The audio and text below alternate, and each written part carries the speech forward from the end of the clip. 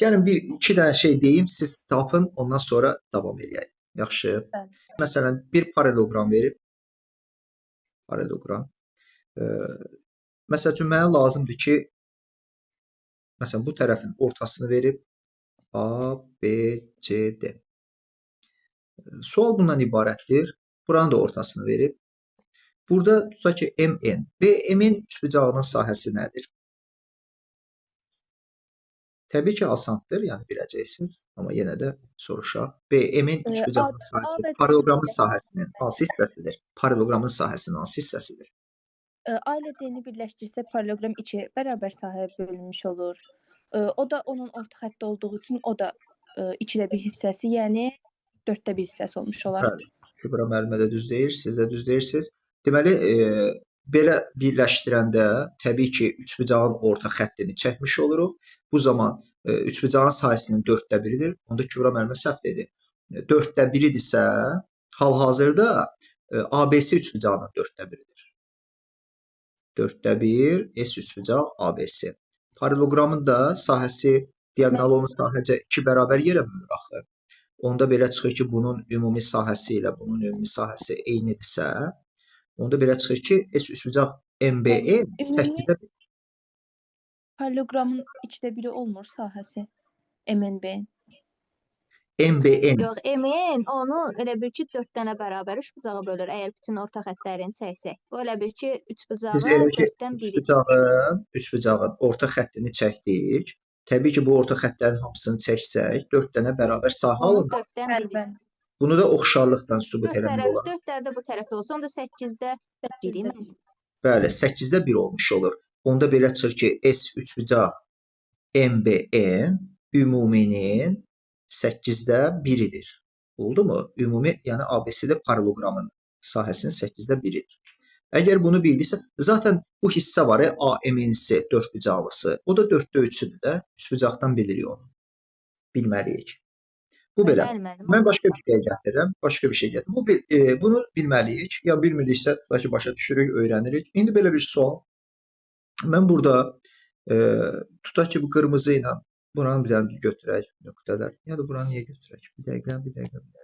Tamam. Məsəl üçün rəngi dəyişdim, yaşıl. Baxın, buranı birləşdirdim, buranı birləşdirdim. İndi DMN axtarırıq. DMN-in sahəsi 8-də 3. Ümumi paralelloqramın 8-də 3-ü. Ha, Amma var bunu 2də 1 olardı. biri bunu əzbərləyəsiniz, biri anlayasınız. Məsələn, DMN-in sahəsi nə üçün 8-də 3 paralelloqramdır? Sual. Nə üçün? Bunun sahəsi ümuminin sahəsinin 8-də 3-üdür. DM və D hansıdır? H-dır. DN. Hə, DM və DN orada bərabər üçbucaqlar məncə ayırar. DAM, DMN və DNC. DAM, DNC. Belə də onu belə də yazmaq olar da, düzdürmü? Baxın, indi hamı üçün tam aydın olacaq. Əgər mən DB diaqonalını çəksəm və buradan da DM-ni çəkmişəm, DM tərəfin ortasına gəlib, bu əslində mediandırmı? Yəni DAC üçbucağının medianıdır da DM. Median üçbucağı sadəcə 2 yerə bölür, düzdürmü? Məsələn, buranla bura sadəcə bərabərdir, burada 2S. Və yaxud da buranı da çəksək, burada S, burada S olacaq. Bununla həmfikiriksə, razıyıqsa, bundan sonrası kolay gəlir. Nə mənada? Məsələn, biz bu yuxarı hissəni MNB-ni tapdıq axı 8-də 1-dir də.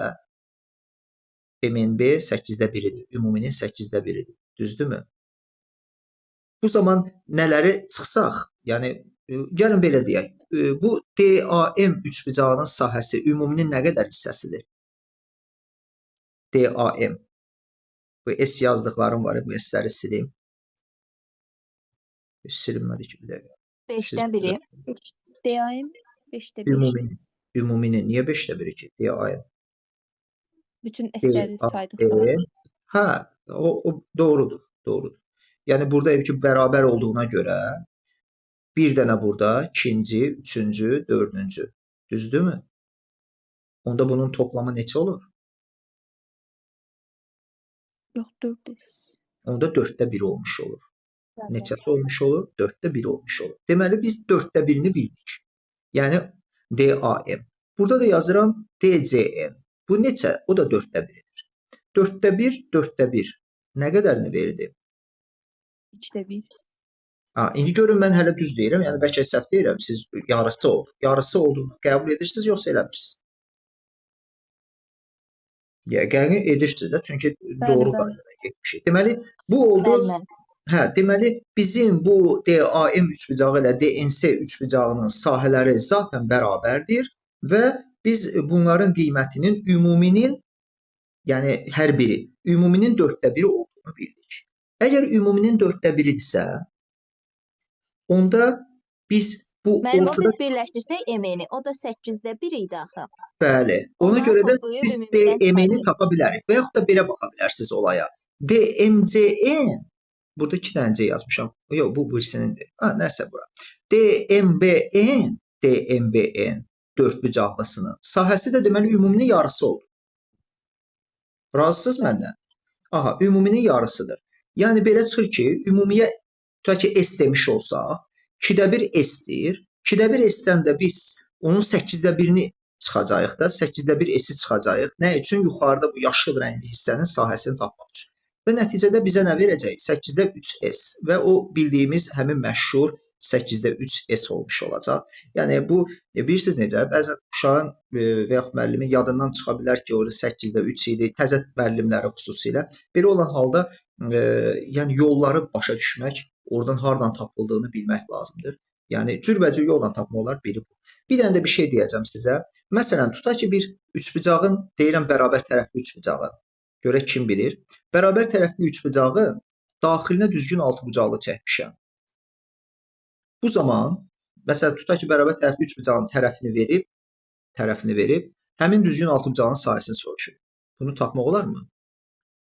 Müəllim, həmin altıbucaqlı bir tərəfi 3 hissəyə bölmüş olur, yan tərəfləri. Aşağında da onu saymadım. 3 bərabər hissəyə bölür. O da bucaqdan mən alıram.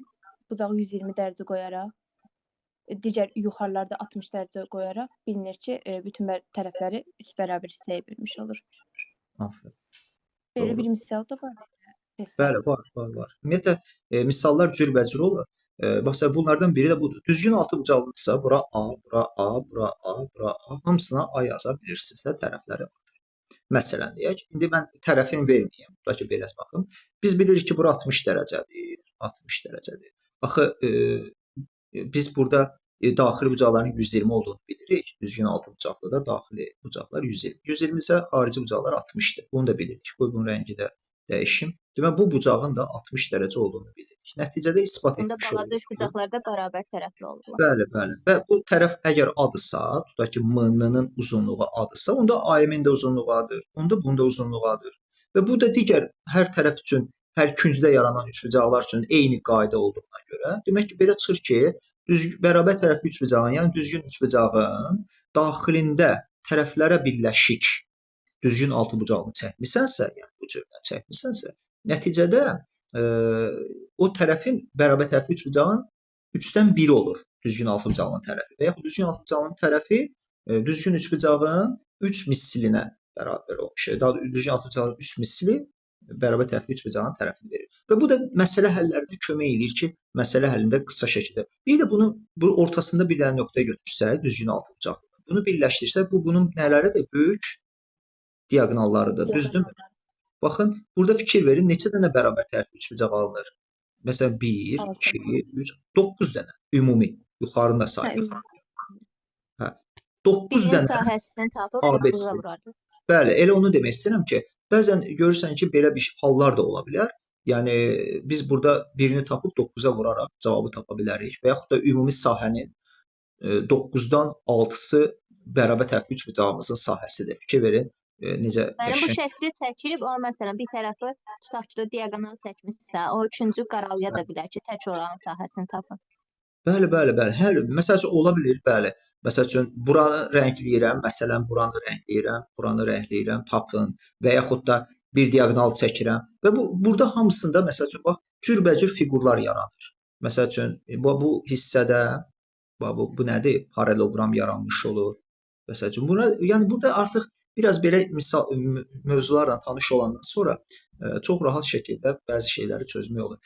Məsələn, belə bir şey də var. Tutaq ki, deyirəm diaqonalları perpendikülar olan trapesiya vermişik. Bunun sahəsinin maksimal qiymətini necə təyin edə bilərik? Yəni diaqonallar məlumdur. Diaqonalların hasili vurulsun sinüs alfadır. Sinüs alfanın maksimum qiyməti 90 dərəcədə, yəni 1-də alır. Doğrudur. Sinüs 90 dərəcə götürmək lazımdır. Yəni diaqonalda perpendikülar olmalıdır ki, o trapesiyanın sahəsi maksimum olsun. Bəli. Bu hallar əslində belə deyək, çoxlu test çözümü nəticəsində sən inkişaf edəcəksən və imtahana düşən istənilən sualda aktiv, rahat yaza biləcəksən. Məsəl üçün mən bir də görürsən ki, çox nadirən belə suallar görürəm. Məsələn, orta məktəb proqramı çərçivəsində. Məsələn, bir düzbucaqlıdır, amma indi mən bu sahəni soruşmayacağam. Bundan sonra keçək yeni mövzumuza.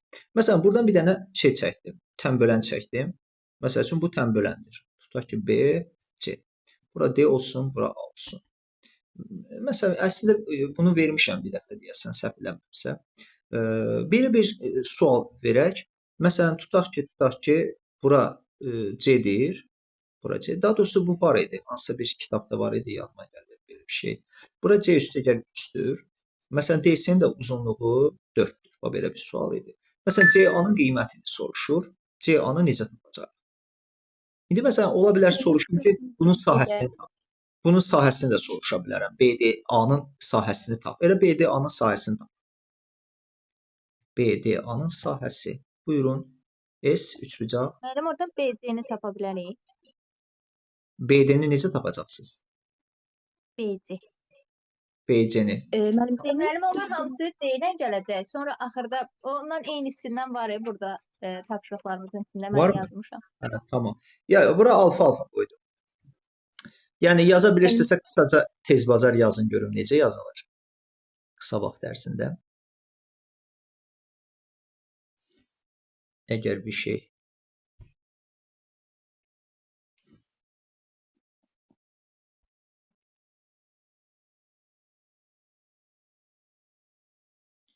yəqin ki, başqa şey verilməməlidir. Bəli, baxın, fikirləşin, yox, başqa şey verilir. Bəli, belə. Və üçbucağın sahəsini soruşur. Bu biraz uzun olur. Mən C bölünsün 4 bərabərdir C plus 3 bölünsün, məsələn, oraya x qoyuram. Hə, baxın, mən sizə maraqlı bir şey deyəm. Yəni, vaxtımızı itirməyək deyə deyim. Yoxsa belə deyək, 2 saat olsaydı deyərdim ki, biraz fikirləşin. Özüm ona görə çox şey eləmirəm. Çox fikirləşsə tapacaqsınız yəqin ki. Məsələn, Pifaqor teoremindən keçsəz, tənbölən xassəsindən keçsəz, burada vaxt itirəcəksiniz, çox uzun vaxtınız itəcək. Tapacaqsınızmı? Taparsınız. Yəni, çünki ancaq C ilə bağlı bir şeydir. İndi, baxın, biz nə keçmişik? Biz keçmişik ki, tənbölənin üzərində götürülən nöqtədən tərəflərə qədər məsafələr. Baxın, fikir verin. Bura bir dənə 90 çəkirəm. CY olsun da. Məsələn, bu DC 4-dürsə, bu da 4-dür. Bu da 4-dür. Səbəb odur ki, tənbölən üzərində götürdüyün nöqtədən bucağın tərəflərinə qədər məsafələr, yəni CY və CD məsafədirsə, perpendikulardırsa, bunların uzunluqları bərabərdir. Səbəb. Çünki, baxın, 90 alfa, bu birisi üçbucaqda da, BYC üçbucağında da 90 alfa, deməli, bu bucaqlar da avtomatik bərabər olacaq. Doğrudurmu? Və üçbucağın bucaqları bərabərdir, bir tərəfi də 90-ın qabağında duran hipotenuzları da bərabərdir. Bu necə üçbucaq olacaq? İstəsən TBT əlaməti ilə də deyə bilərsən, bərabər, konkurent üçbucaqlar. Konkurent isə onda deyək ki, burada C olur, burada 3 qalır, bura avtomatik 5 olur. Bura 5 olandan sonra açıldı mı sizə deyək ki, katetin uzunluğu 9. Pifaqordan istifadə etsiniz, bura 12 olacaq. Buranı da tapanda 15 olacaq. 15 niyə olur? Çünki BY bərabərdir BD-yə. Yəni, belə həm də Pifaqordan bilirsiniz də 9, 12, 15. Yəni, buranın 9 olduğunu gördük. Başa düşdünüz, BD BY-yə bərabərdir 12. 12 olduğunu gördünüz. 12, 12. Aydındır. Ondan sonra da sahəni katet vur katet bölü 2 ilə tapa bilərsiniz. Sonra cürbəcür, yəni belə yollarda. Yəni, bu, bilirsiniz necədir? Biz bəzən tənbölənin xassəsinə aludə oluruq. Tənbölənin xassəsi ilə getməliyik düşüncəsindən və gedirik də, çünki gözümüz onu görür. Amma görürük ki, yox, çıxılmaz bir yol getdi, uzun getdi və biz də israr edirik. Biraz duruxub, dayanıb baxmaq lazımdır ki, başqa nəsə varmı belə bir şey və bu da deyək ki, gizli bir silahlardan biridir. Tənbül özüm. Bunu da deməyə özümə borc verdim ki, sahələrdə də düşə bilər, düşəndə beləncə yolla getmək lazımdır. Yaxşımı? Yaxşı. Yəni belə şeylər çoxdur. Medianların sahələri necə böldüyünü bilməlisiniz, hökmən bilməlisiniz. Sonra bu qaydanı da sözsüz bilin. Məsələn, əgər hər hansı bir təpə nöqtəsindən qarşı tərəfə paralel parça çəkildisə, istənilən bir parça çəkildisə, bu zaman burada yaranan iki üçbucağın sahələri nisbəti haqqında Tərəflərin nisbətinə bərabərdir. bəli, O yəni tərəf. bura buradırsa, bura nədirsə, bu da sözsüz. Bu çox vaxtı lazım ola bilər. Hətta olimpiyadalarda və sairədə də biraz qəliz Mənim sual. testlər çoxu belə idi. Hamısı bundan demək olar. Bəli, bəli. Bunlardan istifadə edəcəyik. Təbii ki, kosinüslər teoremi olacaq, təbii ki, sinüslər teoremi olacaq. Eləsi ola bilər ki, trigonometriyadan qarışıq ola bilər və s. Yəni bunların hamısını işləmək lazımdır. Baxaq. İndi keçək, əgər şeydirsə, üslü funksiya, yəni ikinci hissəyə keçək. Yəni necə istəyirsinizsə, elə bir şeydir. Bəli, olar. Tamam. Deməli, üslü funksiya Yəni bunu işləməyə davam eləyərik də. Təbii, Sadəcə oradan da yazarıq, buradan. mütləq. Yəni suallarınız yaranan kimi göndərin, eləyək və yaxud da indi dərs vaxtı şeylər. Məsələn, mən indi üslü funksiya haqqında biz tutaq ki, qısa şəkildə bir dənə bu qaydaya baxaq. Məsələn, 2 x y bərabərdir belə deyək də qoy əvvəlcə bunu deyim sonra. Məsələn, y bərabərdir a üstü x funksiyası. Y bərabərdir a üstü x funksiyası haqqında bu üslü funksiyadır, düzdürmü? Burada a sıfırdan böyük olmalıdır, yoxsa mənfi də ola bilər üslü funksiyada. Xatirədə çəkərik. Xeyr. Ya x-i hər şey götürdüyümüzə görə, bəli, x-i hər şey götürdüyümüzə görə tamam, lap yaxşı. Kübra müəllimə. Məsələn, dy bərabərdir. Biz x-a hər qiymət verə bilirik. Bütün həqiqətləri veririk. Məsələn, qiymətlər çoxluğu burada məhduddur. Nə üçün? A-nı biz burada şərtə görə demək sıfırdan böyük götürməliyik və birdən fərqli götürməliyik. Ən vacib məqamlardan biridir. Loqaritma ilə keçiddə əsasın sıfırdan böyük olacağını, birdən fərqli olacağını. Birdən fərqli olmasının səbəbi nədir? Niyə birdən fərqli olmalıdır əsas? Buna əsas deyirik də, bilirsiniz. A əsasdır. Nə üçün birdən fərqli olmalıdır? Çünki bir üstü hər şey bir olar deyə. Bəli. Mənim üçün o loqaritmaya keçəndə əsas bir ola bilmir. Yox, indi loqaritmaya keçidə görə bir deyək ki, sadəcə üslü funksiya olması onun sabit funksiya olmasını inkar edir. Yəni üslü funksiya sabit funksiyadan fərqlənməlidir. Məsələn, a-nı yerinə 1 qoysaz, 1-in üstü yəni x 1-i verəcəyinə görə, düzdürmü? Nəticədə siz y bərabərdir bir düz xətt alacaqsınız. Bu isə sabit funksiyadır. Ona görə də bizə üslü funksiya olması üçün o şərtlər yazılmalıdır. Mənfi ədədlərində kəsr qüvvətinin mənasına baxılmadığına görə biz a-nı sıfırdan böyük götürürük. Sıfır da qoya bilmirik, özünüz bilirsiniz. Bundan sonra qiymətlər çoxluğu təbii ki, sıfırı ala bilmədiyinə görə sıfırdan müsbət sonsuza getmiş olur. Bu üslü funksiyanın əsas funksiyasıdır. Bunu bilmək lazımdır və əgər bizə soruşsalar ki, məsələn, cütdürmü, təkdirmi, qısa şəkildə nə qərar verə bilərik? Təbii ki, deyəcək ki, nə təkdir, nə cüt. Nədən? Səbəbi nə ola bilər? Nə təkdir, nə cüt? Mənim üçün x-ə istənilən qiymət verə bilirik. Onu da məsələn cüt ədədin kvadratı versək, cüt X-ə olacaq. mənfi verdikdə o şey kəsr ədədi çevrilir. Cüt funksiya, tək funksiya nə idi? Yəni x-in yerinə mənfi qoyuruq. Əgər qayda f mənfi x mənfi gəlir qarşıya. Bəli, düzdür. Təyin obası koordinat başlanğına görə simmetrikdir. Lakin bəli, düzdür. Demə burada da a üstü mənfi x bərabərdir mənfi a üstü x ola bilməz. Yəni nəticədə demə nə təkdir, nə cütdür. İndi qrafikində quranda görəcəksiniz. Məsəl üçün hansı y oxunu kəsər də a üstü x funksiyası? Səbəb çünki apsis oxunu kəsməsi üçün y-ə 0 vermək lazımdır. Y-də 0 ola bilməz deyə. Demək biz nə deyəcəyik? Biz deyəcəyik ki, apsis oxunu kəsmir. Y oxunu kəsməsi üçün də x-a 0 vermək lazımdır. Və bu zamanda a üstü 0 1-i verdiyinə görə 0 1 nöqtəsi alınır və bu belə bir qrafikə dönüşmüş olur. Yəni bu cürlə. Amma burada bir şərt var da. Təbii ki, a burada 1-dən böyük haldır. A 1-dən böyük olduğuna görə artan funksiya olmuş olur. İndi bunun da səbəbi çox bəsitdir. Məsəl üçün 2 üstü tutaq ki, y-də 2 üstü x funksiyası olsun bu. Məsələn, deyəndə ki, 2 üstü 5 böyükdür, yoxsa 2 üstü 3, təbii ki, 2 üstü 5. Yəni, x əgər biz 5 veririksə, məsələn, bir 3 verək, bir də 5 verək, gördüyümüz kimi x-in artan qiymətinə funksiyanın daha da böyük qiyməti uyğun gəlir. X artdıqca y də artmış olur. Ona görə də a 1-dən böyük olanda bu artan funksiya olmuş olur. Bu da onun xassələrindən biridir əslində. Funksiyamızın xassələrindən biridir. Və əgər başqa xassələri artan azalanı tutaq ki, bildik. Azalma qaydası 0-dan 1-in arasında olmalıdır. Bu ədədlərin müqayisəsi üçün də beynimizdə qalmalıdır. Məsəl üçün, biri var ki, 0,3-ün üstü, deyək ki, 0,3. Qoy bunu bir dəqiqə buradan götürək. Məsələn, deməli, 0,3-ün üstü, məsələn, dedik, 0,3. Və buradan da verirəm, tutaq ki, 0,3-ün üstü ən bəsitindən baxırıq, hələlik, ən bəsitinə 1,3. Təbii ki, biz burada belə deyək də, oturub bu ədəd görən nəyi təmsil edir, bu ədəd nəyi təmsil edir, fikirləşməliyik. Biz burada bir qərar verməliyik. Bu qərarda belə olacaq. Əsas 0-dan 1-in arasındadırsa, üstü böyük olan kiçikdir. Yəni, bu azalan funksiyadır. Azalan funksiyada x, yəni üst artdıqca cavab kiçilir. Aydındırmı? Ona görə də qərar verəcəyik ki, aha, burada üstü balaca olan 0,3 olduğuna görə bu bundan böyükdür. Daha yoxsa mən fikirləşim ki, 0,3-ün üstü 0,3 görən nədir? Yəni, onu ondan tapım, elə şey ehtiyac yoxdur. Deməli, bu belə dövrü funksiya deyil və s. Bu xassələri bildik, üstü funksiya sizin əlinizdə hazır. Dediyim kimi, azalan funksiyada da yenə 0,1 nöqtəsindən keçəcək və üzü bu formada x oxuna yaxınlaşacaq, amma x oxunu kəsməmiş olacaq. Söhbət a üstü x funksiyasından gedir. Vəssalam.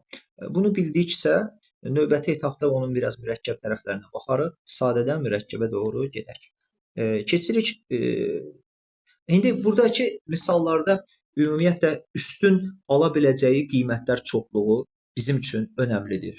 Yəni, bunlara fikir verəcəksiniz. Məsələn, tutaq ki, funksiya verilir, y bərabərdir 2-nin üstü, məsəl üçün 5 sinus x üstə gəl 12 kosinus x. Məsələn, funksiyanın qiymətlər çoxluğunu tap deyə sual verir. Məsələn, necə edəcəksiniz bunu məsələn? Yuxarı kök altında mənfi kök altında müsbəti kvadratlar cəmi 2 üstü onlar yazıb böyük götürərik. Hə, onda cavabınızı deyin görüm necə olacaq cavab? Mənfi 13 ilə 13 arasında 13. o da 2 üstü 13. 213. Və qiymətlər çoxluğu hardan hara kimi olacaq orada? Mənfi yox. Bəli, 2 üstü mənfi 13 ilə 2 üstü 13-dən 2 üstü 13 arası. Bəli. Aynen. Düz deyil mənim. Hə, deməli biz doğru fikirləşirsiniz. Biz burada y bərabərdir 2-nin üstü artıq yuxarı hissənin elə ki mənfi 13, müsbət 13 arası 5, 12, 13 daxil düzdür? Bəli. Pifaqor ədədi. Yəni biz də onu sinus x ya fi yazmağımıza ehtiyac yoxdur. Yaza da bilərsiniz. Orada çətin bir şey yoxdur. Buradan 13 sinus x gəl fi alındığını yazmaq olar, qeyd eləmək olar. Nəticədə üst mənfi 1, müsbət 1 alır və bu zaman sizin aldığınız cavablar da 2 üstü mənfi 13, bir də 2 üstü 13 arası olacaq və burada da onu kəsir xəttindən göstərə bilərsiniz. Bu belə. Başqa, yəni gəlin bu üstü funksiyadan bağlı bəzi şeylər də deyim, sonra keçək loqaritmaya. Məsələn, tutaq ki, qrafik çevrilmələrindən xəbərimiz olmalıdır. Bir də, məsələn, qrafiklərin bu vəziyyətini bilməliyik. Məsəl üçün, tutaq ki, bir qrafik belə gedir, digər qrafik isə belə gedir. Məsələn, tutaq ki, burada biz yazmışıq, y bərabərdir 2 üstü x-in qrafikidir. Sizcə, bunu 3 üstü x olmalıdır, yoxsa 1,5 üstü x olmalıdır? Nə olmalıdır bu qrafik? Əsas 1-dən böyük halıdır. Görüldüyünüz kimi, əsaslar 1-dən böyük halında artan olurdu funksiya. Bu da sadə bir şeydir, amma gərək bilək. Mənim qırmızı olan x-in böyük halı olmuş olar. Çünki y oxuna daha çox sıxılırsa, y Bəli. oxuna daha çox sıxılırsa, bu İkiz zaman böyük olmalı. deməli x yox, əsas böyük olmalıdır. Düzdürmü? Onda buna y bərabərdir. Məsələn, bir nümunə çəksək, y bərabərdir 3x qoya bilərik. Doğrudur? Bəli, bəli. Hə. Bunu tutaq ki, təzə-təzə öyrənən vaxtlar və ya sonralar olsun, siz ədəd qoyaraq da görə bilərsiniz. Məsələn, 1 qoyan kimi görəcəksiniz burada 2 alınır. Biraz da qalxsaz görəcəksiniz 3 alınır və bununla da belə tuta bilərsiniz. Amma qrafik çevrilmələrini bilmək lazımdır. Yaxşı. Bu aydındır. Sonra başqa bir şey deyəcəm. Deməli, əgər bizə tutaq ki, biri qırmızı ilə vermişəm, qırmızı ilə də bu tərəfə verirəm. Bu hissəyə gəlir düşür. Sizcə bunun bu əgər 3x olsun, elə qalsın burada 3x. Onda bu aşağıki nə olacaq? Aşağıya gedən bu. 3-dü mənfi 2. İkisi mənfi. Yox, Hə. mənfi x bu yana gəlirdi. Əgər simmetrik çevrilmiş isə, həmin qırmızını simmetrik çevrilmiş isə olacaq, bəli, y bərabərdir mənfi 3x. Məsələn, kök Bəli. adlı x necə ki belə gedir. Bəli, kök adlı x belə gedir və biz bunun kökün qabağına bir dənə mənfi atsaq, y bərabərdir mənfi köklü x atsaq, bu təbii ki simmetrik şəkildə çevrilməlidir. Düzdürmü? Hara çevriləcək? Yəni aşağıya doğru çevriləcək də, belə bu formada gedəcək. Düzdürmü? Bax bunu da belə yadda saxlayacaq. Yəni bəzən bir də modul məsələsi var. Məsələn, qrafiklərdə əgər biz müşahidə eləsək ki, məsələn y bərabərdir, tutaq ki 2-nin üstündə modulda x qrafikini düzəltmək lazımdır. Bu modulda x-in qrafiki sizcə buranı belə verə Sol bilər? tərəf olmadan. Bəli. Aha, sol tərəf olmadan. Bəli. Yəni x-in mənfi qiymətləri almasın. Hə, yəni x-a mənfi vermək olur axı. X-a mənfi vermək olursa, Yox, y. Bəli. hə, x-a mənfi, məsələn, baxın x-a mənfi 1 verirəm. X-a mənfi 1 verəndə 2 üstü mənfi 1, 2 də 1 verdi. Doğrudurmu? İndi müsbət 1 verin. Müsbət 1 verəndə 2-ni verdi. Düzdürmü? Yəni qiyməti yerinə qoyduq bilirik də. 0 da Bu verəndə 1. simmetrik olmazdı onda. Yəni bu qrafik yalnız bundan ibarət olmamalıdır da, düzdürmü? Başqa bir şey də olmalıdır. Yoxsa elə belə qalacaq. Onda 2 üstü x-dan bunun nə fərqi olacaq? Sizcə?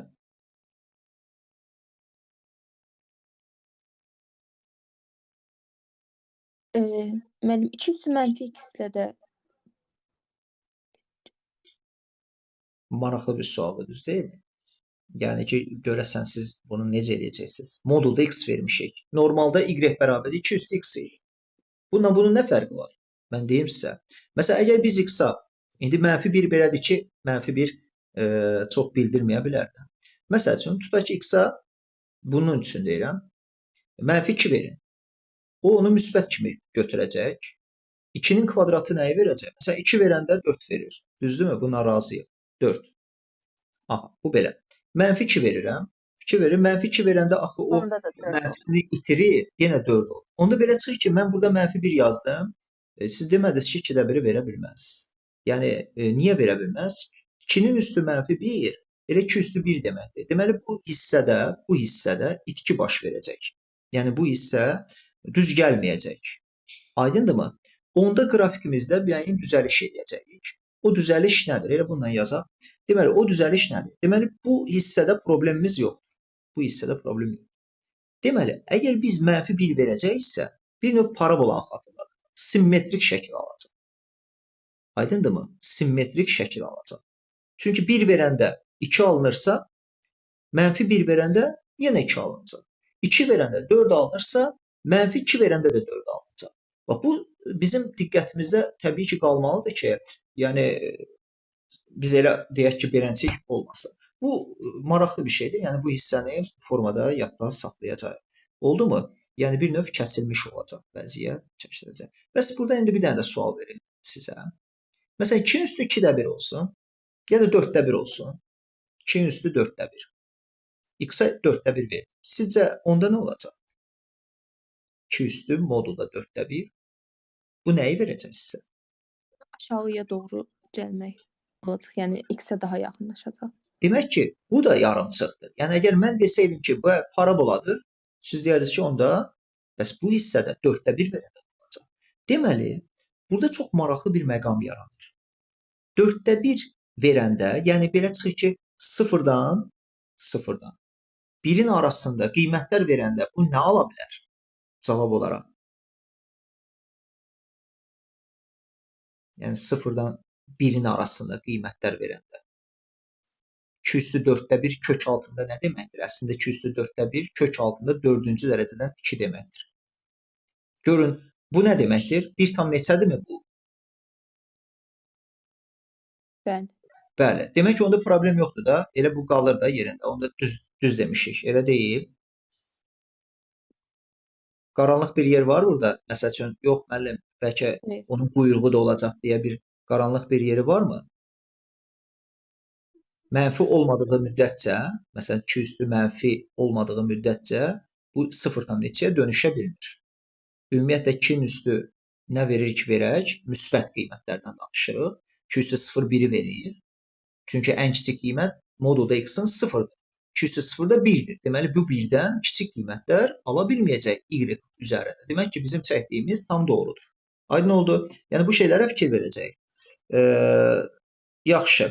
Keçək loqaritmaya, yəni üsullülərlə bağlı qalanlarını istəsəz biraz da artırma olar. Məsəl üçün, deyək ki, y bərabərdir. Yəni, fərqlilərdə. Məsəl üçün, tutaq ki, 2 vurulsun. Məsəl üçün, olsun, neçə olsun? Məsələn, 4 üstü x üstəgəl 1 əlavə olsun üstəgəl 2. Məsələn, bunların hamısının qrafikinin qurulma qrafiki var da. Yəni ki, necə qurulacaq bunlar? Bunlar haqqında bilgi olmalıdır. Məsələn, biz üstünə nəsə gəliriksə, onu y oxu boyunca qaldırmaq başa düşürük. Düzdür?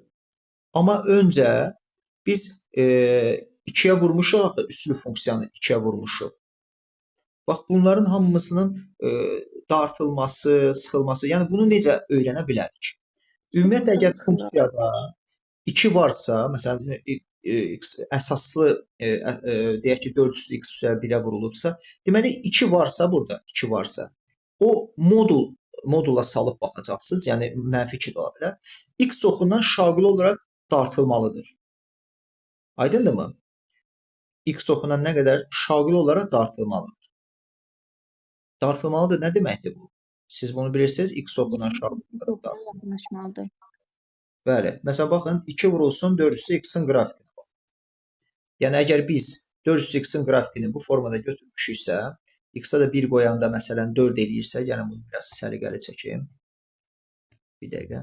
Məsələn, bu formada gedibsə, məsəl üçün, x-a da 1 qoyanda getdi, burada 4 aldısa, burada 1-dir. Aha. Mən indi, təbii ki, x-a 1 verdim, 4 almışdım. İndi 1 versəm, 8 alacam. Yəni, onda belə çıxır ki, bu formada, yəni belə getməlidir. Düzdür, uşaqlar? Bu formada getməlidir. Düz çəkirəm, yoxsa səhv çəkirəm? Bəli, mənim düzdür. Bəli, bu formada getməlidir. Onda bu deyək ki, bu şaquli olaraq dartılma kimi qəbul edə bilərik. X oxundan elə ki, qaldırdım yuxarıya. Tamam. Bəs yaxşı. Apsis oxu boyunca sağa sola sürüşdürmə nəyin təsirindən baş verir sizcə? O da x-in içindəkinin. Bəli, x üstəgəl 1-dirsə, burada 1 yazmışamsa, bəli, 1 vahid. Deməli, biz sola sürüşdürəcəyik. Bəli, bunu da belə biləcəyik. Qıraqda yazılan 2 isə, yəni onun şeyini qaldıracaq yuxarı. Nədir onun adı? Y oxu boyunca qrafiki yuxarı və aşağı şaquli sürüşməyə gətirib çıxaracaq. Rastımıza gəlsə buna baxarıq. Yəni, misallardan qabağımıza çıxsa. Mən indi loqaritmik ədədin loqaritmi mövzusuna keçmək istəyirəm.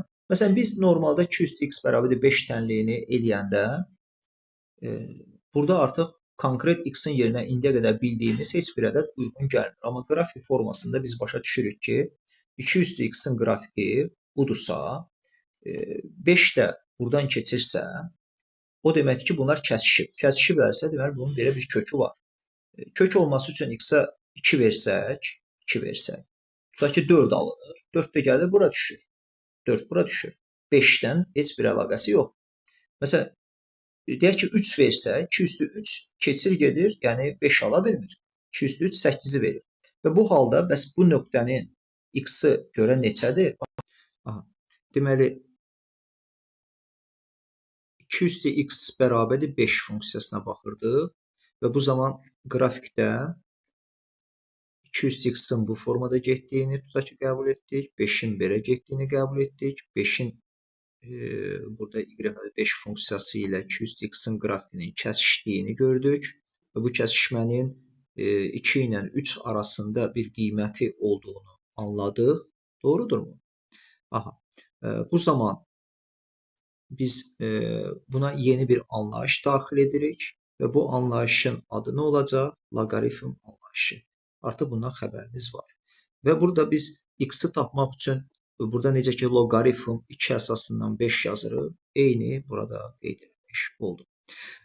İndi ümumiyyətlə artan funksiyanın, yəni tutaq ki təyin oblasında monoton artırsa, bu funksiyanın və yaxud tərsinə monoton azalırsa, bu funksiyanın o zaman tərsi var. Hər zaman tərsi var və ona görə də y bərabərdir a üstü x funksiyasının tərsi y bərabərdir loqaritm əsasından x-dir. Bunu da çox bəsit şəkildə belə deyək də biz x-la y-in yerini dəyişib x bərabərdir y üstü daha doğrusu a üstü y yaza bilərik və bunu sübut edə bilərik ki y bərabərdir, yəni üst bərabərdir loqaritm a əsasından x yazmaq olar. Yəni bu onu göstərir ki, amma belə bir şey deyək, artan funksiyanın tərsi də artandır, azalan funksiyanın tərsi də azalandır. Onda belə çıxır ki, əgər a birdən böyükdürsə, üslü funksiya artırdısa, bu zaman loqaritm əsasından x-da da a birdən böyükdürsə, o loqaritm funksiyanın qrafiki artan olacaq, azalansa da azalan olacaq. Bu belə. İndi bizə lazımdır nə? Bizə lazımdır ki, bu loqaritm 2 əsasından 5-i aparıb x-in yerinə qoyaq. X-in yerinə qoyanda nə görəcəyik? X-in yerinə qoyanda biz görəcəyik ki, belə bir loqaritmik eynilik yaranır. Bunları sildim. Aha, loqaritmik eynilik. O nədir? Hansı loqaritmik eynilikdir? Deməli, yerinə qoydunuz, gördünüz 2-nin üstü loqaritm 2 əsasından 5 bərabərdir 5 alınır. Bu da sizə onu göstərəcək ki, a-nın üstü loqaritm a əsasından b mütləq b-ni verəcək. Bircə şərtdən a-mız 0-dan böyük, 1-dən fərqli və b-miz də təbii ki 0-dan böyük olacaq. Məsəl üçün 2 üstü x bərabərdir -5 olsa, bunun kökü olmadığını görəcəksiniz. Əgər bu -5-dirsə, bu qrafikdən o qrafikin kəsişmədiyini görəcəksiniz və burada da biz həmişə loqaritmanın qaydalarında və üslü funksiyada təyin oblastını həqiqi ədədlər götürürük. Bu belə. İndi isə düsturlara keçid edirik. Sonra loqaritmik funksiyanın biraz qrafikindən danışım. Deməli, düsturlarda elə bu düsturların özünü də qəbul edə bilərsiniz. Məsələn, a-nın üstü. İndi a-nın üstü loqaritm a əsasından b, b-ni verir. Bunu qeyd edə bilərsiniz. Bu belə. Loqaritm a əsasından məsəl üçün tutaq ki b üstü n. Bu nəyi verəcək? N vurulsun loqaritm a əsasından b. Bunları yəqin ki bilirsiniz. İsbatlarını bilsəz, bilmirsinizsə, bax açıq deyim də, bilmirsinizsə, isbatını bilsəz, çox rahat şəkildə yadınıza qalacaq. Yox, əgər bilirsinizsə, heç bir isbata da ehtiyac qalmır. Yəni, məsəl üçün, biz bunu isbat eləyəndə hamısını üslüyə keçirik, üslüdən qaydırıq. Yəni, bunu belə biləsiniz. Məsələn, əgər mən desəm ki, gəlin bunu isbat eləyək, biz nə eləyəcəyik? Kim deyər, mən neynəsəm bunu isbat edə bilərəm? Sol tərəfin sağ tərəfə bərabər olduğunu. Bunun cavabına Y-ə bərabər eləyərəm. bəli, tutaq ki, y-ə bərabər eləyərik. Sonra a üstü y bərabərdir b-in, b üstü n. Bəli. Deməli, sonra biz üslüyə qayıdış eləyirik. Bu, zaten üslü ilə loqaritm bir-birinin tərsidir deyə çox rahat şəkildə bir-birinə qayıdırsın. Və bunu qayıdandan sonra, bu rəng xoşuma gəlmədi. Bunu qayıdandan sonra nə edəcəksiniz? Baxın, burada bir dənə maraqlı bir şey var. Üstünü istədiyiniz sıfırdan fərqli ədədə bölə bilərsiniz. Yəni, mən burada istədiyim nədir? Tutaq ki, n-dən qurtulmaq. Məsələn deyək. Mən onda n-ə böləcəm. N bölü n bərabərdir A üstü Y bölü N. Nəticədə B bərabərdir A-nın üstü Y bölü N. Bunu yazandan sonra təzədən qayıdış eləyəcəm loqaritmaya. Üst bərabərdir, həmişə üst bərabərdir. Loqaritm kimin üstü idi? A-nın. A görür əsasa. Üslü funksiyada əsas nədirsə, loqaritmik funksiyada da əsas odur. Və bu zaman burada alınacaq nə? B. Təbii ki, B-ni alırıq. Və birdən səhv yazaram amma yerin dəyişik yazaram. Bir dəqiqə. Müəllim, sonra n-i çarpaz vuracağıq. Bəli, sonra n-i çarpaz vuracağıq. Doğrudur. Y də bərabərdir. N vurulsun loqaritm A əsasından B. Və bu da nəyi göstərəcək? N-i yerinə gətirib, N-i yerinə deyirəm, Y-in yerinə gətirib loqaritm A əsasından B üstə N-i qoyacaqsınız. Görəcəksiniz ki, belə həmin şeymiş. Yəni, üst doğrudan da qabağa olurmuş. Bu düsturumuzu bilmək lazımdır. Sonra keçirik. Tutaq ki, bu düsturlarda aşağıda əgər əsasda olsaydı A-nın üstü M, məsələn, burada da olsun, B olsun, bu zaman 1 bölünsün M olacaq. Eyni qayda isbat olunur. Oldu mu? Və bu bizə həm də nəyə kömək edəcək? Baxın, tutaq ki, loqaritm A-nın üstü M, B-nin üstü N. Bu zaman biz N bölü M kimi bunu yaza biləcəyik. Üstə gəl, əlavə bir şey də biləcəyik. Nədir o əlavə şey? Məsələn, tutaq ki, loqaritm məsəl üçün verib 16, 9. Dərhal buradan bir növ kvadrata yüksəldib 3-ün kvadratı bunu yazıb, 4-ün kvadratı bunu yazıb, kvadratları tullaya bilirsiniz tez bir zamanda. Bu həmçinin kökə dairdir. Gördünüz ki, loqaritm kök altında məsələn 12-ci dərəcədən məsələn 5-dir. Burada da kök altında tutaq ki 6-cı dərəcədən ağlıma gələndə yazıram 9-dur. Bu zaman siz nə etsəz tez qurtularsınız. Məsələn, bir var kökdən çıxardarsınız 5-in üstü 12-də 1, 9-un üstü 6-da 1 yazasınız, sonra ötürəsiniz qabağa. Bir də var ki, çox rahat şəkildə bunun da üstünə 12 yaza bilərsiniz, bunun da üstünə 12 ya da fikirləşə bilərsiniz və nəticədə loqaritm burada 12 bu. Burada alınacaq tutaq ki 5 əsasından, burada alınacaq 9-un kvadratı, yəni 81 yaza bilərsiniz. Yəni daha rahat yola qədəm qoya bilərsiniz. Bu belə.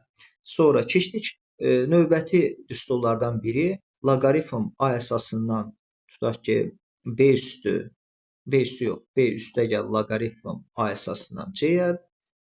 Bunu bilirsiniz, amma hardan gəldiyini bilirsiniz. Məsələn, bu necə olur ki, B vur C olur toplamasaq.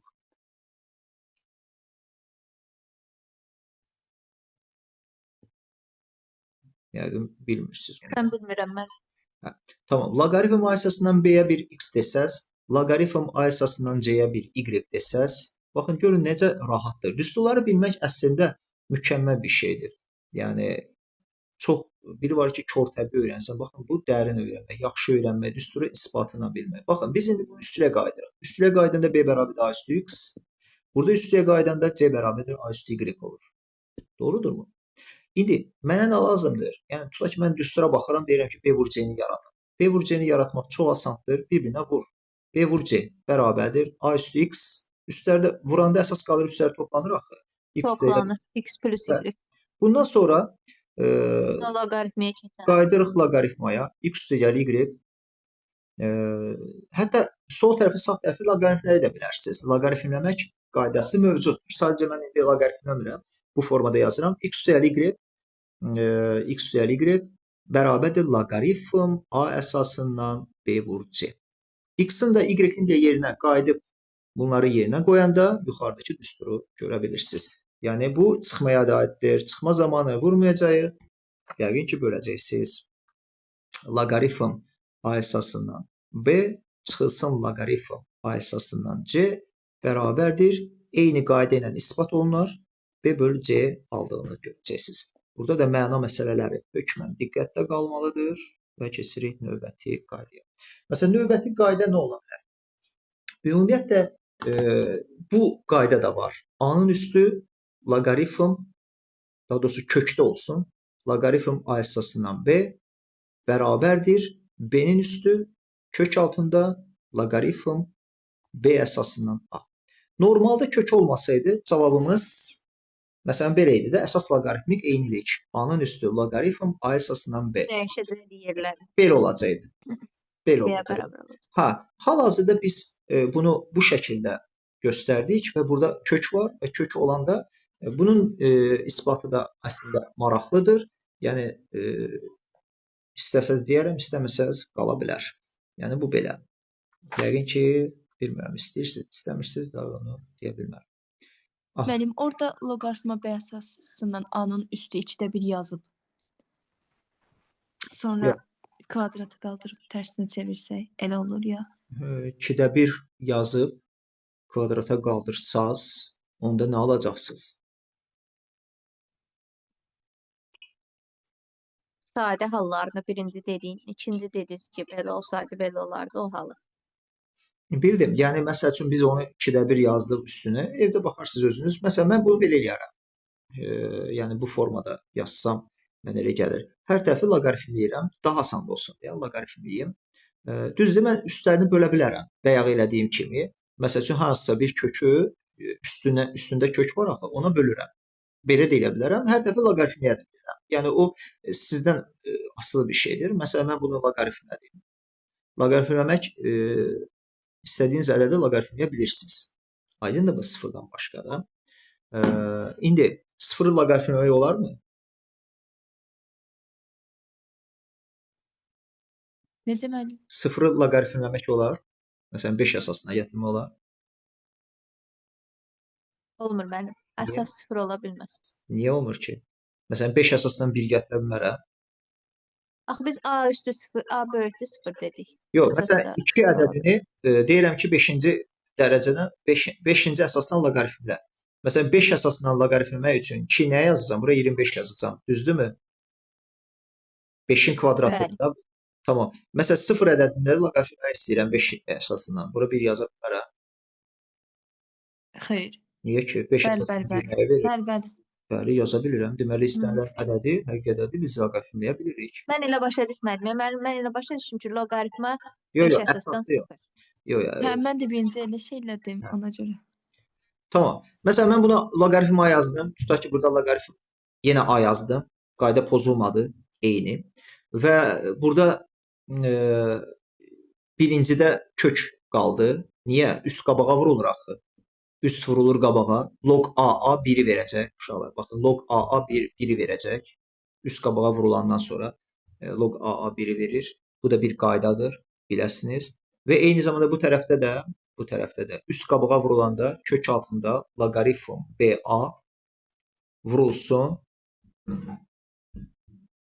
Onlar elçi ilə. Bu əsası A-dır deyə, ki, bura mənim əsası A-dır deyə, yəni burada A üstü var deyə, əsas A-dır. Burada da B var. Mən A əsasından yazmalıyam ki, bunu daha rahat geçsin, isbat edə bilək. Deməli, burada log BA kök altında vurulsun log AB olmuş olur. Nəticədə belə bir şey aldıq. Belə bir qayda varmı ki, loqaritm A əsasından B bərabərdir 1 bölünsün loqaritm B əsasından A. Yəqin ki, belə bir qaydanın olduğunu bilirsiniz. Bu qaydanın da hardan gəldiyini bilsəz və yaxud da belə deyim də, bir əsasdan digər əsasa keçmə düsturunu bilsəz, vəssalam, loqaritmanın evi ki, böyük ölçüdə düsturlarının isbatını bilmiş olursunuz. Məsələn, bunu qoydum, hələlik saxlayıram buranı. Yerinə qoya bilərsiniz, məsəl üçün. Kökdə olanda hər iki tərəfi kökə salmaq olur da. Məsələn, buranı kökə salanda, buranı da kökə. Bu düzdürsə, bu düzdürsə, bu da düzdür. Aydındır mı? Aparıb yerinə qoya bilərsiniz. Qoy bunu qutarım onda. Aparıb yerinə qoydunuz. Məsələn, A əsasından B buradadır. Yerinə qoydum. 1-i kökdən çıxarda bilərəm. 1 bölünsün kök altında log BA bərabərdir kök altında log BA vurulsun log AB. Səhv eləmirəmsə belə bir şey almışam, amma yerini dəyişik yaza bilərəm. Bir dənə baxın. BA budur. Bu da BA-dır. Düz almışamsa deyin düzdür, amma səhv almışamsa deyin səhvdir. Bir dənə qaldıraq yuxarı. Yuxarıda nə yazmışdım? Log AA. Düzdürmü? Burada üst qabağa vuruldu. Burada da üst qabağa vuruldu. AB oldu. Düzdür bura qədər. Sonra AB kök altında 1 bölünsün log BA yazdım. Burada düzdür. AB'nin yerinə AB'nin yerinə nə qoydum? Bunu qoydum. Olsun, olsun. Belə olsun. Sonra tənasüb kimi vurum. 1 bərabərdir. Bunu buna vuranda kökün altında kök itəcək də eyni şey olanda kök itirir də, doğrudurmu? Qalır log Bəli, BA. ondan da hasili. Hə, bəli, bu vurulsun log AB. Elə bu ki, gəldim ki, bu bərabərliyin doğru olduğunu qəbul etdik də, bayaqları dedik. İndi gəlin log AB-nin yəni bayaq dediyim kimi bir əsasdan digər əsasa keçmə düsturunu deyim. Məsələn, bir əsasdan digər əsasa keçmə düsturu belə idi də. Log AB bərabərdir. Tutaq ki, mən LC-yə də keçə bilərəm. Niyə LC-yə natural loqaritmə keçirlər? Əsasən kalkulyatorlarda LC və LM şeyləri, klavişləri olur.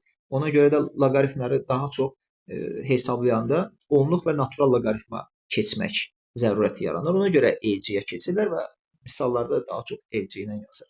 İndi Müəllim, 10 əsasdan olmasa necə keçə bilərik ki onu? yox, özümüzdən 10 əsasına keçirəm də. Bax, indi mən tutaq ki, C əsası yazıram düstur formasında. Tutaq ki, siz fikirləşin ki, C 10 olacaq. Hə, nisbəti yazanda. Hə. Hə. Məsələn, istənilən loqaritmanı onluq loqaritmla yaza bilirsiniz. Bu belə. İndi mən bunu necə isbat edəcəm? Buna baxırıq. Bir əsasdan digər əsasa keçmə düsturunu necə isbat edəcəm? Çox rahat şəkildə. Baxın, loqaritm C əsasından B-dir də, tutaq ki. Mən belə bir loqaritma götürmüşəm. Məsələn, deyirəm ki, B-nin yerinə bunu yaza bilərsiniz. A-nın üstü loqaritm A əsasından B. Bu elə bir ki, əlifbadan gəldi də. Biz bunu keçdik birincidən. Düzdürmü? 200x bəbidi 5 təmrin eləyəndə bunu yaratdıq. Bu başladı. Düzdürmü? İndi bu bərabərdir. Bunu qəbul elədinizsə, hələ bir görüm A-nın üstü, yoxsa B-nin üstü yazmalıyam. Yox, elə A-nın üstüdə. Bu B qalır da burada. Yəni bunlar gedir, B qalır. Düz yazmışım. Bu belə. O da bərabərdir. Üst qabağa vurulmur. Bu ifadə gəlir, bura vurulur axı. Bu düstura görə. Onda nə olacaq? Log AB vurulsun log CA. Yəni bir dənə loqaritmadan bunu yaratdıq. İndi bu sizə nə xatırladır? Bərabərlikdir də. Loqaritm C əsasından B-miz, yəni burada yazılan bu ifadə, burada yazılan ifadə bu cavaba bərabərdir. Doğrudur. Onda siz buradan AB-ni tək buraxıb loqaritm A əsasından B-ni tək yazıb C əsasından A-nı log CB-nin yanına keçirsəz nə olacaq? Log CB-ni log CA-ya böləcəksiniz. Yəni yuxarıdakı düsturu almış olacaq. Razısınız məndən? Bəli. Hə. Əgər qaranlıq bir məqam yoxdursa, düsturların hardan gəlməsindən bağlı bir şeylər. Əgər bu halda da əslində loqaritm əsasından B-ni CB-yə bərabər olsa, baxın CB-yə bərabər oldu da, tutaq ki, C-nin qiyməti B-nin qiymətinə eyni oldu. O zaman nə olacaq? Yuxarı 1 olacaq. Demək, olacaq loqaritm A əsasından B-miz bərabərdir. Yuxarı 1 olur. Çünki eyni əsasdan üst eyni olanda 1-i verir. Aşağıda nə olur? C-nin yerinə B qoy. Loqaritm B əsasından A. Və salam. Bu qaydada bizim işimizə çox yarayacaq. Mənə gəlir. Bir də sizə bir şey deyim. Baxın, bu şeyi görürsünüz A. Hara gedir? Hə. Bura ilə buranı görürsünüz. Bunlar bir-birini götürür də. Yəni CB qalacaq. CB bu qalacaq. Bu. Yəni bu da misallarda yəni bütün misallarda bizə lazım olur. Məsələn, loqaritm 5 əsasından 7 vurulsun, loqaritm məsələn 7 əsasından 8 vurulsun, loqaritm neçə olur? Nə qədər yazsın. Məsəl üçün 9 vurulsun, loqaritm 9 əsasından 25. Bu zaman bunun cavabı 2-ni verdi. Niyə 2-ni verdi? Çünki bunlar düsturlar vurma zamanı. Bu formada o bayaqki düsturlardır əslində o. Və nəticədə loqaritm 5 əsasından 25 qalır və bu da bizə 2-ni vermiş olur. Yəni 5-in kvadratı yazaraq 2-ni almış olursunuz. Aydındır bu da. Dediyim kimi istədiyiniz halda keçə bilirsiniz onluq loqaritmaya. İstədiyiniz halda natural loqaritmaya keçə bilirsiniz. Bax, bu isbatlar bizim üçün lazımdır. Məsələn, mən desəm ki, bunu onluq loqaritmaya keç, onluq loqaritmada LC onu yazmırsınız, 10 əsası olduğunu bilirsiniz. Burada B, burada LC. Bölünsün elcə A. Bəli. İstəsəz ln də yaza bilərsiniz. Məsələn, bərabərdir ln B bölünsün ln A doğrudurmu? Deyirsiniz, bəli, doğrudur. Təbii ki, bunların hamısını bu formada qeyd edə bilərik. İndi onun xüsusi bəzi hesablamalar təbii ki, kalkulyatorun vasitəsilə olur. Məsələn, desəm ki, tutaq ki, ln 7-nin cavabı nədir? Məndən soruşsanız, mən onu bilməyəcəm ln 7-nin cavabı. Kalkulyatorun köməyi ilə isə tapıb cavabını deyə biləcəm. Məsələn, təxminən 1.9-a bərabər ədəddir. Bu formada bir şeydir. Yaxşı. Bu da oldu bizdən bir əsasdan digər əsasa keçmə düsturunu öyrənmiş olduq və düsturları böyük ölçüdə öyrənmiş olduq. Bunlar sizə, yəni nədir onun adı? A1, bunların 0 olması, log A-nın 1 olması, bunları da dedim, amma bunlar da lazımlı bir şeylərdir. İndi nəsə yadımdan çıxsınsa da, siz düsturlara baxanda özünüz görəcəksiniz. Aha, gəldik nəyə? Gəldik şeyə, loqaritmanın qrafikinə. Ümumiyyətlə, üslü funksiyadan loqaritmik funksiyanın, yəni y bərabərdir loqaritm a əsasından x-in qrafiki bir-birinə simmetrik qrafiklərdir. Niyə? Çünki bir-birinin tərs funksiyalardır. Tərs funksiyalar hansı düz xəttə görə simmetrik olurlar? Yəni y bərabərdir a üstü x funksiyasından bu yuxarıda yazdığımız funksiya hansı düz xəttə görə simmetrikdir? Y bərabərdir tərs funksiyaların qrafiki demişdim. Nəyə görə simmetrikdir? Funksiyalarda demişdim. Y bərabərdir x düz xəttinə görə simmetrikdir. Baxın, sizə bir şey deyim. Məsələn, tutaq ki, 2 üstü x-in cavabı 4-dür. Biz artıq bunu bilirik ki, x 2-dir. Bunu loqaritmləsək, yəni loqaritm formasına salsaq, bu belə olmalıdır. Əsas aşağıda yazılır. 2 əsasından x bura qoydum. Cavabına da 4-ü bura qoydum. Yəni, çünki bu y kimidir də. Bu y-dir. Evi ki, bildizə x bərabərdir yazmalıyam. X bərabərdir, belə yazmalıyam ona görə. Deməli, onda burada olacaq. Burada olacaq. Bir dəqiqə. Demə, belə idi. 2 əsasından 4 nəyi verəcək? 2-ni vermiş olacaq. Əgər bunu başa düşdüksə. Deməli, üslü funksiyanın qrafiki belə gedirdi. Bunun da qrafiki bu formada gedəcək. Çiçək açacaqlar elədir ki, baxın, burada əsas birdən böyük halıdır. 2 üstü x-in qrafikidir. Bu da loqaritm əsasından x-in qrafikidir. Əsaslar eyni. Və bu zaman, yəni burada təyin olası qiymətlər olası yerlərini dəyişir. Avtomatik olaraq təyin olası qiymətlər olası yerlərini dəyişir. Aydındırmı? Tərs funksiyalar olduğuna görə. Və bayaqdan 1-0 nöqtəsində kəsildirsə, indi bayaqdan 0-1 nöqtəsində kəsildirsə, məsəl üçün, üslü funksiya qrafikimizi 0-1-də kəsildi. İndi isə 1-0-da kəsmiş olacaq. Bunu normal şəkildə yoxlaya da bilərsiniz. Məsələn, bura 0 qoydunuz, a üstü 0, buranı 1 vermiş oldu. Loqaritmada gətirin, qoyun. Tərsinə, bu dəfə x-in yerinə 1 qoyun. A əsasından 1, cavabın 0 olduğunu görəcəksiniz. Deməli, tərs funksiyalardır.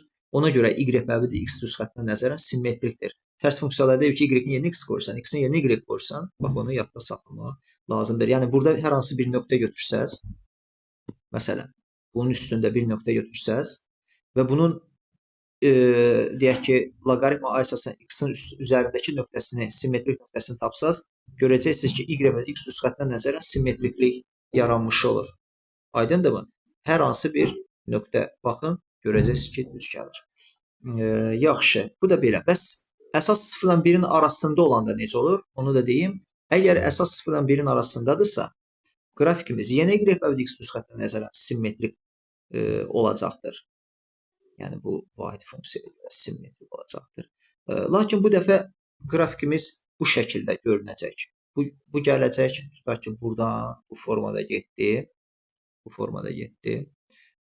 O birisi necə gələcək? Azalandırsa, demək, o birisi də azalan şəkildə olmalıdır. O birisi də bu şəkildə belə gedəcək.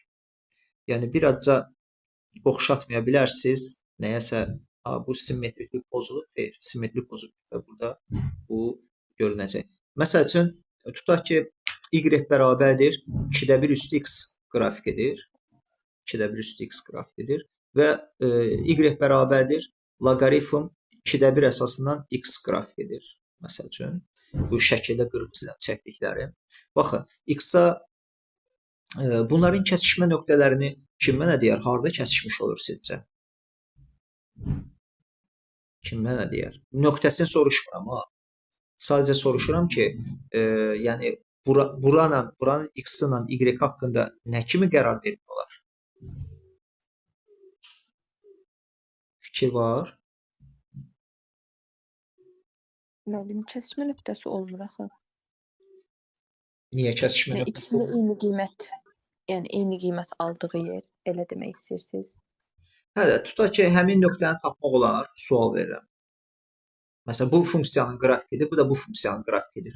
Ümumiyyətlə, kəsişmə nöqtəsinin grafikini tapmaq üçün, nöqtəsini tapmaq üçün, kəsişmə nöqtəsini tapmaq üçün nə etmək lazımdır? Bərabər eləmək. Onlar Yəni bərabər. ikisində Bəli, bərabər eləmək lazımdır. Bunu bərabər götürsək bir şey tapa bilərik. Y üstü 2-də 1. 2-də 1 üstü x bərabərdir. Loqaritm 2-də 1 əsasından x yazıb buradan bir şey tapmaq olar, yoxsa olmaz? Yəni burada nə olacaq? 2-də 1 üstü 2-də 1 üstü 2 bərabərdir 2. Maraqlıdır da. Yəni fikirləşərsiniz, görün belə bir şey cavabını tapmaq olar, yoxsa olmaz? Bu da maraqlıdır.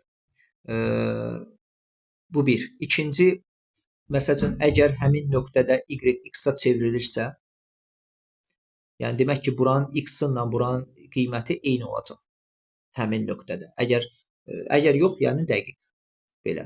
Məsələn, ikisi də tutaq ki, 1 ola bilər, məsələn deyirəm. Və yaxud ikisi də tutaq ki, 2 ola bilər. Yəni burası 1, bu heç.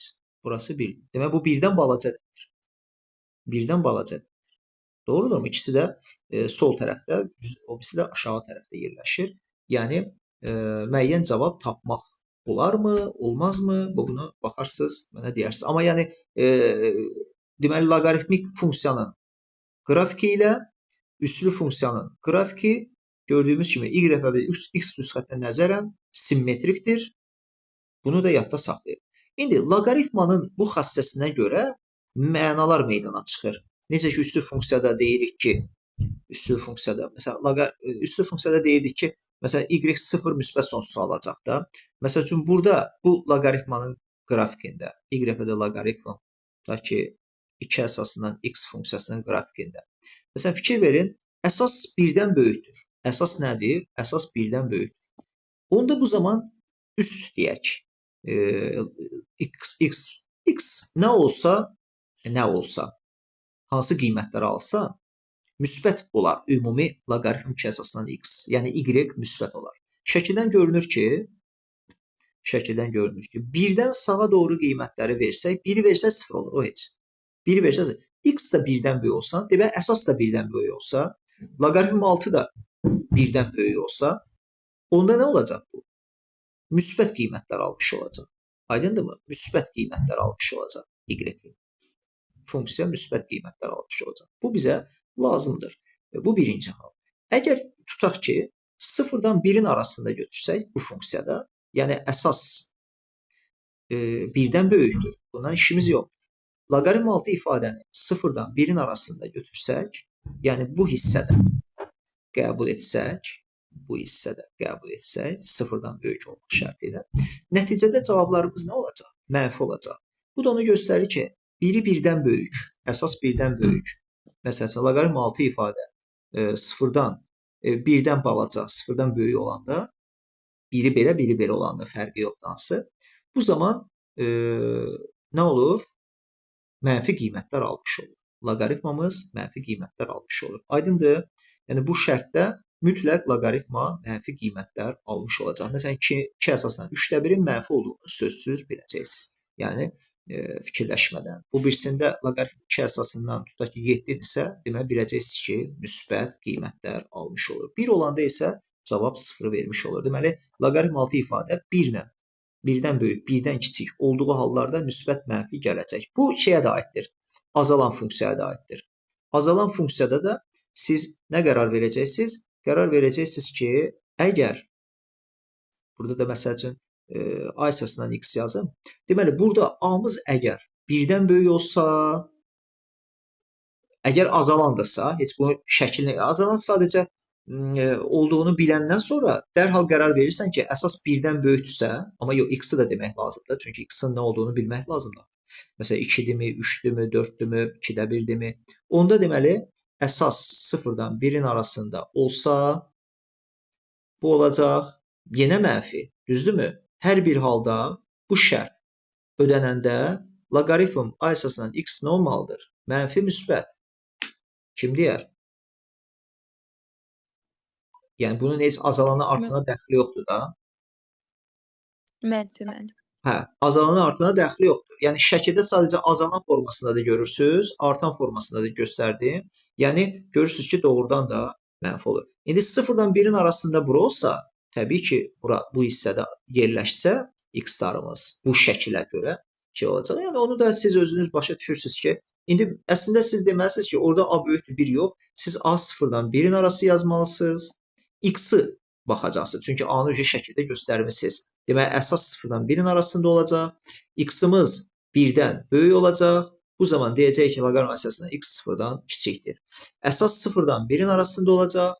Bu dəfə x-imiz 0-dan 1-in arasında götürən kimi qərar verəcək ki, müsbətdir loqaritm əsasından x. Yəni, bu da onu göstərir ki, şəkli bilmədən də aşağı ilə yuxarının əsasla loqaritm altı ifadənin ikisinin də 1-dən böyük olması halında, ikisinin də mənfi 0-dan 1 arasında olması halında cavab müsbət olacaq. Yaxşı, bu bizə lazım olacaq. Bu belə. Başqa, əgər nəsə sualınız varsa, o mövzu ilə bağlı sual verə bilərsiniz. Bunu da sürüşmələri, qrafiklərin qarşılığı vəziyyəti bunu da biləcəksiniz. Yəni, üslü funksiyada olduğu kimi. Əgər biz üslü funksiyada baxırdıqsa və sən belə qrafiklərə buradan bu formada gedən, məsələn deyək ki, bu formada gedənlərə. Məsəl üçün, buradakı məqam nədən ibarətdir? Tutaq ki, buna deyirəm y bərabərdir loqaritm 200x məsələn. Kim deyər? Bu birisi nə ola bilər? Loqaritm 3 əsasından x ola bilərmi? Sual.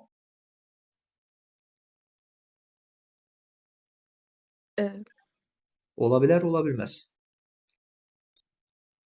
X orada böyüməlidir. Elə maraqlıdır. Yəni, görən kim deyə bilər bunu? Çox bəsit bir şeydən tapmaq olar. Məsələn, tutaq ki, çaşmısınız, hələ bilmirsiniz, bu doğrudur, yanlış. Bayaq elə dediyim kimi. Siz x-a bir qiymət qoya bilərsiniz. Bəli, x-ə qiymət verəcəyik. Məsələn, tutaq ki, x-a 3 ver. X-a 3 verəndə 3 əsasından 3 1 verir. Tutaq ki, mən buranı belə götürmüşəm. 1 buradır. Əslində 1 yox, 1 və 3 vermişəm. 1 olanda 0. Deməli 3 verdim. 3 verdim, 1 aldım. Məsələn, tutaq ki, bura 1. İndi o birisində 2 əsasından 3 nə verəcək? O 1-dən böyük ədəd verəcək. 2 əsasından 3, yəni 3-ü almaq üçün 2-nin üstü neçə? 1-dən böyük ədəd. 1-dən böyük ədəddirsə, onda demək ki, bu yazdığım doğru gəlmədi də. Düzdürmü? Demək ki, bura məsələn 3 əsasından yox, məsələn 1,5 əsasından olmalıdır. Yəni 2-dən balaca əsasdan olmalıdır. Amma artan funksiyadır, 0-dan neçə yaza bilməzsiniz. Oldu mu? Yəni onda belə çıxır ki, y bərabərdir loqaritm 3 əsasından x-i bura yazmalısınız. Aydındırmı? Yəni məsəl üçün mən indi x-a 3 verəndə görün düzmü deyirəm hələ bəlkə bu. Tutaq ki, buranı aldım. Buranı bir dənə götürsək hamısı silinir. Tamam.